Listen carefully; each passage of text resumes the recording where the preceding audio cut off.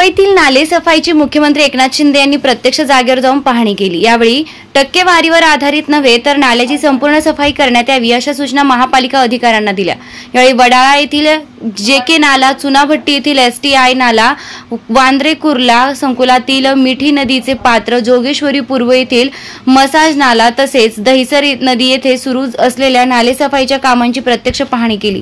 पावसाळ्यात शहरात पाणी साचू नये यासाठी सखल भागात सक्शन पंप आणि तसेच भरतीच्या वेळी पाणी साठण्यासाठी 13 साठवण टाक्या तयार केल्या आहेत। या टाक्यांमध्ये 7 कोटी लिटर पाणी साठवण्याची क्षमता आहे। मिठी नदीमध्ये दूषित पाणी येऊ नये यासाठी एसटीपी प्लांट उभारून समुद्रात देखील दूषित पाणी जाणार नाही याची काळजी घेण्यात येणार आहे।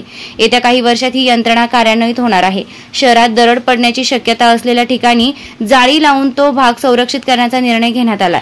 तसेच या ठिकाणी राहणाऱ्या नागरिकांना सुरक्षित स्थळी हलविण्यात येईल। तसेच आवश्यकतेनुसार नाल्याच्या बाजूला राहणाऱ्या रहिवाशांना सुरक्षित स्थळी हलवून त्यांचं पुनर्वसन करण्याचे निर्देश महापालिका प्रशासनाला दिले आहेत।